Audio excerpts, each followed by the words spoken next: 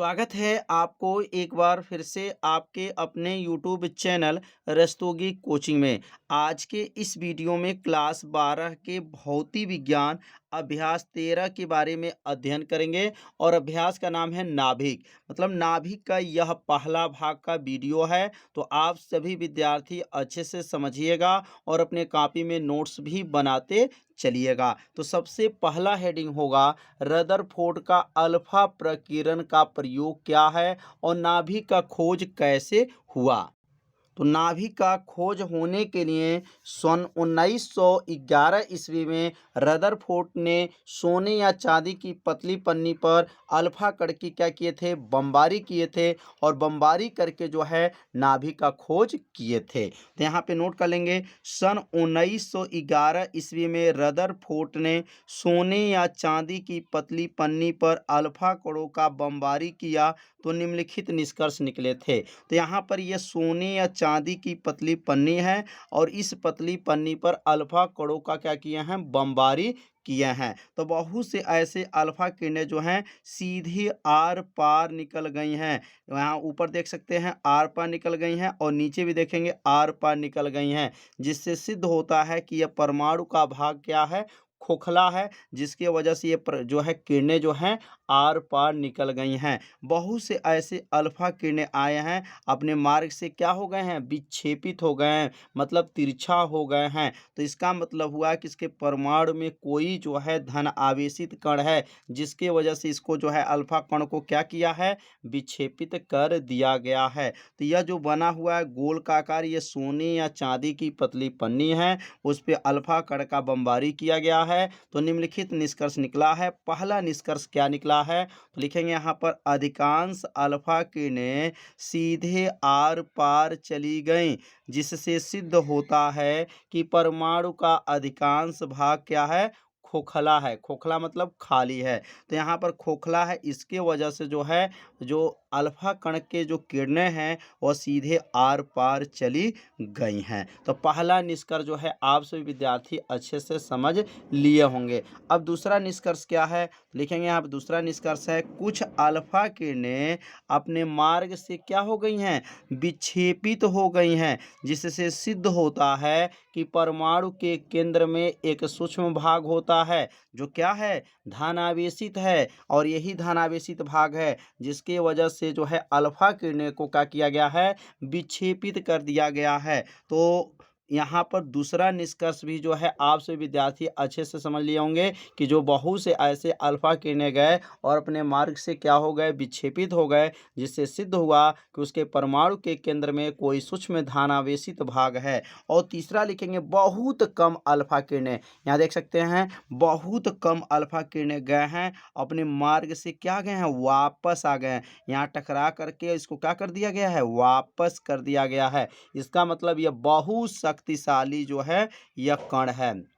अब यह शक्तिशाली कण को रदरफोर्ड ने क्या नाम रखे थे, तो आगे लिखेंगे बहुत कम अल्फा किरणें अपने मार्ग से क्या हो गए, वापस आ गईं, जिससे यह सिद्ध होता है कि वह सूक्ष्म भाग अत्यंत दृढ़ है। मतलब वह छोटा से छोटा जो भाग है बीचों बीच में वह बहुत दृढ़, दृढ़ माने कठोर है, जिसमें परमाणु का संपूर्ण द्रव्यमान और धनावेश क्या होता है, निहित होता है। तो तीसरा जो निष्कर्ष समझ में आ गया होगा, बहुत कम अल्फा किरणें अपने मार्ग से क्या हो गई, वापस आ गई, जिससे सिद्ध होता है कि उसके सूक्ष्म भाग में अत्यंत दृढ़ भाग है, जो उसमें परमाणु का संपूर्ण द्रव्यमान और धनावेशित क्या है, निहित होता है।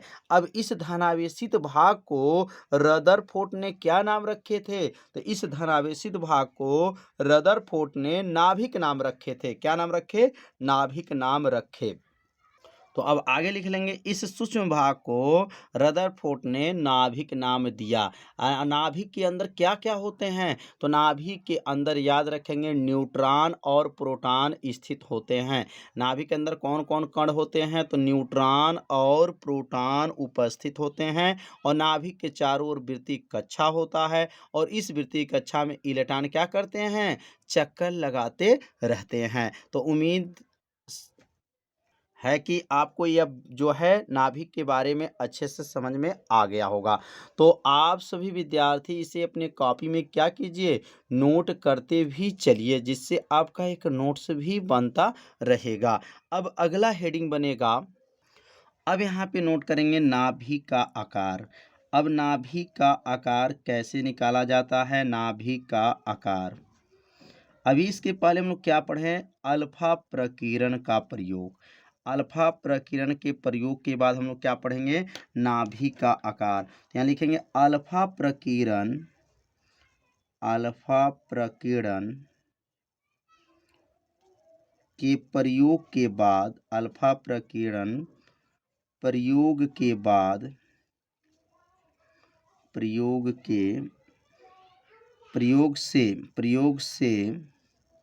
से नाभिक, प्रयोग से नाभिक का आयतन, नाभिक का आयतन, नाभिक का आयतन उसमें उपस्थित, उसमें उपस्थित, उसमें उपस्थित न्यूक्लियनों की संख्या, न्यूक्लियनों की संख्या, न्यूक्लियनों की संख्या के अनकर्मानुपाती होता है। न्यूक्लियनों की संख्या के क्या होता है, अनुकर्मानुपाती होता है, अनुकर्मानुपाती होता है। कितना आसान है, बस इसको एक बार और समझेंगे। अल्फा प्रकीर्ण के प्रयोग से नाभि का आयतन उसमें उपस्थित न्यूक्लियनों, अब यह न्यूक्लियनों की संख्या क्या होता है, जिसमें प्रोटॉन की संख्या और न्यूट्रॉन की संख्या हो, उसे न्यूक्लियन की संख्या कहा जाता है। जिसमें प्रोटॉन और न्यूट्रॉन मिलकर के जो बनता है उसको न्यूक्लियन की संख्या कहा जाता है। तो यहाँ पे लिखा गया है कि जो है आयतन, आयतन किसके अनकर्मानुपाती है, तो आयतन जो है न्यूक्लियनों की संख्या के, न्यूक्लियनों की संख्या के, यानों की संख्या के अनकर्मानुपाती है। न्यूक्लियनों की संख्या के क्या हैं, अनकर्मानुपाती होते हैं। अब आयतन का सूत्र क्या होता है, तो आयतन का सूत्र होता है 4/3 पाई आर का क्यूब होता है।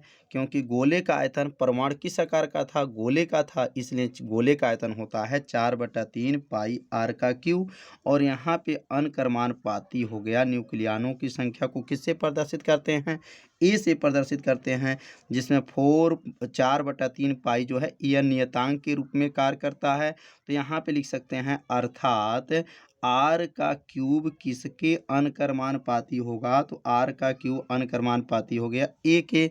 और यहाँ पे लिखेंगे आर का क्यूब बराबर हो जाएगा, और जब इस अनकर्मानुपाती को यह हटाएंगे तो उसके स्थान पे लिखेंगे R0 हो जाएगा, R0 इंटू ए हो गया।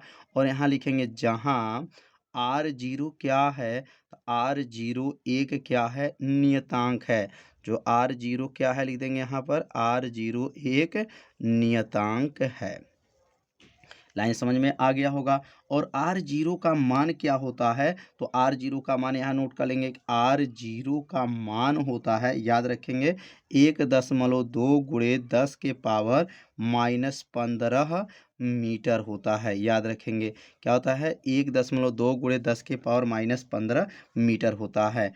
अगला जो बनेगा, अगर ये 3 घात इसको हटा दिया जाए, 3 घात इसके ऊपर जाएगा तो क्या बन जाएगा, यहाँ पर R बराबर हो जाएगा, R0 रहेगा और ए के ऊपर क्या हो जाएगा, 1/3 घात हो जाएगा। तो ये 1/3 कहाँ से आ गया, यह 3 घात जब इसके ऊपर जाएगा तो क्या बन जाएगा, 1/3 घात इसके ऊपर हो जाएगा, उल्टा हो जाता है। यहाँ पे 3/1 है, जब इसके पावर उधर जाता है, बराबर को उधर जाएगा तो पावर 1/3 हो जाता है। तो यहाँ पर जो है आप सभी विद्यार्थी समझ लेंगे कि नाभिक का जो त्रिज्या निकला R0 इंटू 1/3 आया। अब इसी सूत्र की सहायता से जो है इसका न्यूमेरिकल को भी हल किया जाएगा। अब यहाँ विशेष लिखेंगे कि नाभि का आकार कितना होता है और नाभिक का आकार किसमें ज्ञात किया जाता है और नाभिक का आकार कितना होता है। तो यहाँ लिखेंगे नाभिक की जो त्रिज्या होती है, नाभिक नाभिक की त्रिज्या नाभिक की त्रिज्या नाभिक की त्रिज्या किसमें ज्ञात किया जाता है। नाभिक की त्रिज्या को प्रायः फर्मी में ज्ञात किया जाता है। किस में ज्ञात किया जाता है? फर्मी में ज्ञात करते हैं। फर्मी में ज्ञात करते हैं। यह कई बार कंपटीशन में पूछा जा चुका है कि नाभिक की त्रिज्या किस में व्यक्त करते हैं, तो लिखेंगे फर्मी में व्यक्त किया जाता है। व्यक्त किया जाता है। तो पहला विशेष जो है आपसे विद्यार्थी समझ लिए होंगे, तो पहला विशेष यहाँ नोट कर लीजिए। अब दूसरा विशेष होता है, अगर नाभिक की आकार पूछा जाए तो यहाँ लिखेंगे नाभिक का आकार नाभिक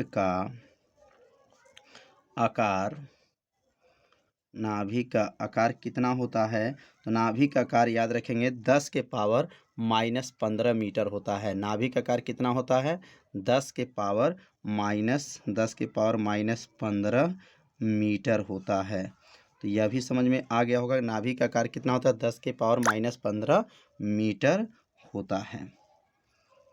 एक एक लाइन को जो है आप सभी विद्यार्थी अपने कॉपी में क्या कीजिए, नोट भी करते चलिए। अब हम लोग पढ़ेंगे इलेक्ट्रॉन क्या होते हैं, प्रोटॉन क्या होते हैं और न्यूट्रॉन क्या होते हैं। अब जो है इसके बारे में समझेंगे। तो अब यहाँ हेडिंग नोट कर लेंगे इलेक्ट्रॉन। अब इलेक्ट्रॉन क्या है, इलेक्ट्रॉन का खोज करने वाले वैज्ञानिक कौन थे। तो इलेक्ट्रॉन का खोज करने वाले वैज्ञानिक कौन थे, तो जे टॉमसन थे। और किस सन में खोज किए, तो याद रखेंगे 1897 ईस्वी में इलेक्ट्रॉन का खोज किए थे। तो अब इसके आगे लिख लेंगे इलेक्ट्रॉन का खोज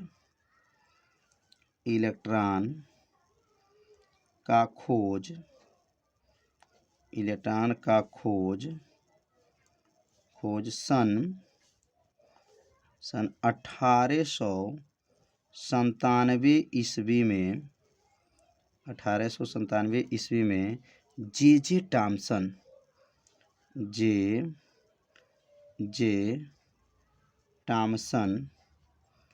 जे टॉमसन ने किए थे। जे टॉमसन ने किया था।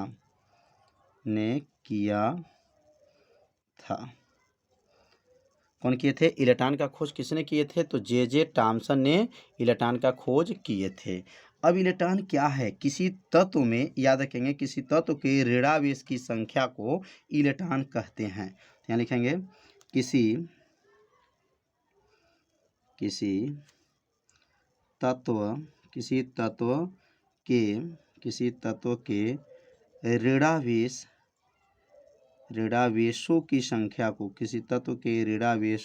ऋणावेशों की संख्या को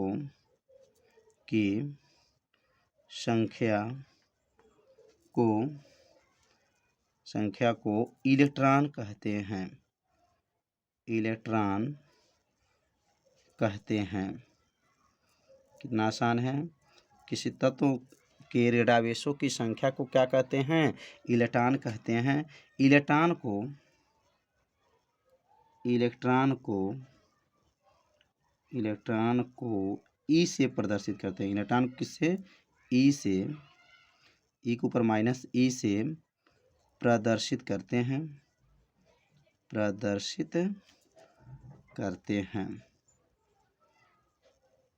इलेक्ट्रॉन क्या है? किसी तत्व में ऋणावेशों की संख्या को इलेक्ट्रॉन कहते हैं। इलेक्ट्रॉन को ई के ऊपर माइनस से प्रदर्शित करते हैं। अब इलेक्ट्रॉन पर आवेश कितना होता है और इलेक्ट्रॉन का द्रव्यमान कितना होता है। तो यहाँ लिख लेंगे इलेक्ट्रॉन पर आवेश। तो इलेक्ट्रॉन पर आवेश कितना होता है? 1.6 गुणे 10 के पावर -19 कूलाम होता है।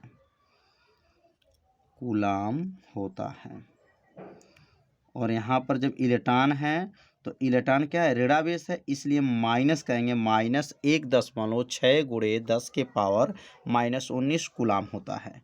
और इलेक्ट्रॉन का द्रव्यमान कितना होता है? तो यहाँ लिख लेंगे इलेक्ट्रॉन पर द्रव्यमान इलेक्ट्रॉन पर द्रव्यमान कितना होता है? तो इलेक्ट्रॉन पर द्रव्यमान जो होता है, इलेक्ट्रॉन का द्रव्यमान जो होता है 9.1, कितना होता है? 9.1 गुणे 10 के पावर -31 केजी होता है। 10 के पावर क्या होगा? -31 केजी होता है। मतलब इलेक्ट्रॉन का लिख देंगे यहाँ पर, इलेक्ट्रॉन का द्रव्यमान। इलेक्ट्रॉन का द्रव्यमान कितना है? 9.1 गुणे 10 के पावर -31 केजी होता है। तो इलेक्ट्रॉन जो है आप सभी विद्यार्थी अच्छे से समझ लिए होंगे। अब हम लोग पढ़ेंगे प्रोटॉन। अब प्रोटॉन क्या होता है और प्रोटॉन क्या है? जैसे इलेक्ट्रॉन हम लोग पढ़े हैं, सेम ऐसे प्रोटॉन भी पढ़ेंगे।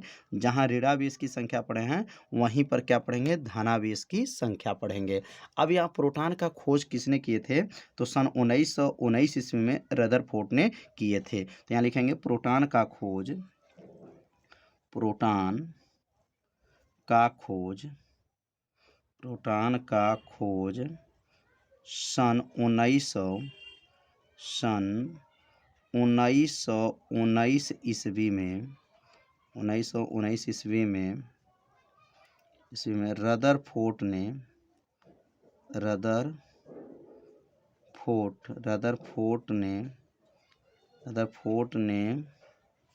किया था।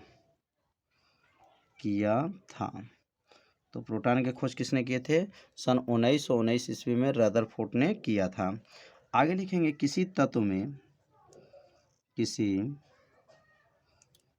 तत्व के धनावेशों की संख्या को, धनावेशों की संख्या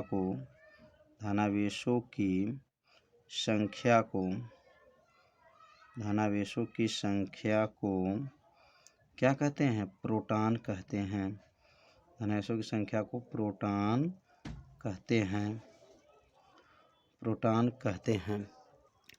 प्रोटॉन को 1H1 से प्रदर्शित करते हैं। किससे?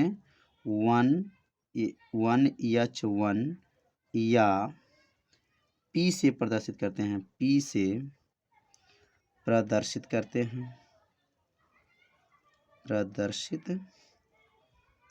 करते हैं। प्रोटॉन का द्रव्यमान कितना होता है और प्रोटॉन का आवेश कितना होता है? तो यहाँ लिख लेंगे प्रोटॉन पर आवेश,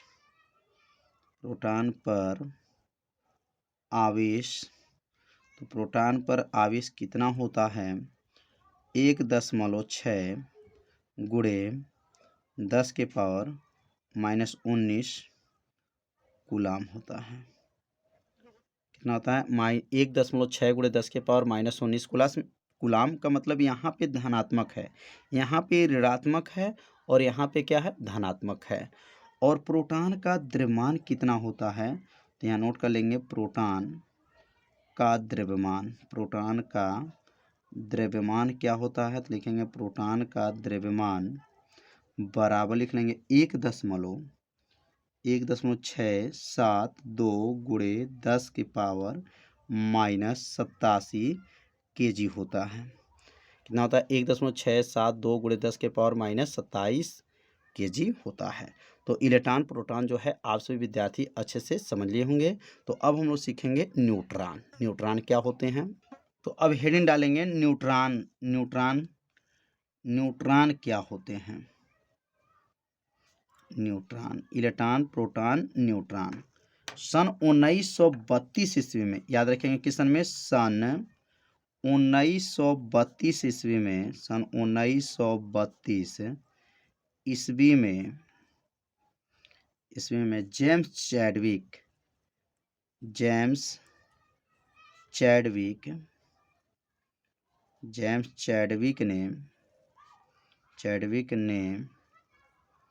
ने बेरिलियम तत्व पर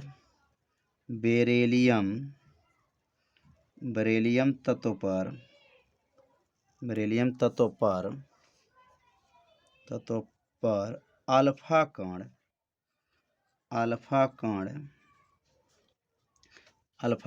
की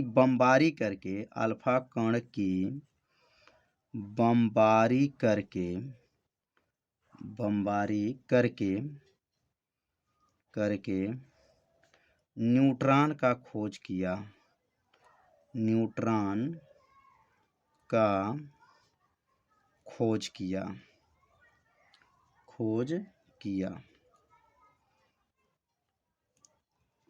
तो सन 1932 ईस्वी में जेम्स चैडविक ने क्या किए थे? अल्फा कण का, बेरिलियम तत्व पर अल्फा कण का बमबारी करके न्यूट्रॉन का खोज किए थे। अब यहाँ पे लिखेंगे कैसे खोज हुआ था। तो यहाँ बेरिलियम तत्व ले लेंगे, बेरिलियम का Be और इसका परमाणु क्रमांक 4, परमाणु भार 9 और अल्फा कण का मतलब होता है हीलियम। हीलियम को अल्फा कण कहा जाता है।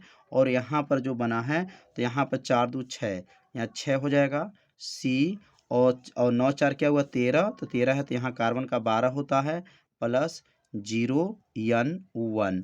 तो यह दोनों अभिक्रिया देखेंगे, दोनों पक्ष जो है संतुलित है। 4 2 मिलकर के क्या हुआ 6 और 6 में 0 जोड़ेंगे तो 6 हो जाएगा और 9 4 मिलेगा तो 13 और 12 1 जोड़ेंगे तो 13। तो यह जो बना यही न्यूट्रॉन हो गया। तो बेरिलियम तत्व पर अल्फा कण के बमबारी करके किसका खोज हुआ? न्यूट्रॉन का खोज हुआ। तो यह रिएक्शन जो है आप सभी विद्यार्थी समझ लिए होंगे कि बेरिलियम तत्व पर जो है अल्फा कण का क्या किया गया है? बमबारी किया गया है। अब बमबारी करके जो है न्यूट्रॉन का खोज किया गया है। तो अब यहाँ लिखेंगे न्यूट्रॉन का प्रतीक क्या होता है। तो लिखेंगे यहाँ पर न्यूट्रॉन का प्रतीक जो है, न्यूट्रॉन का प्रतीक, तो न्यूट्रॉन का प्रतीक क्या है? तो न्यूट्रॉन का प्रतीक 0N1 है।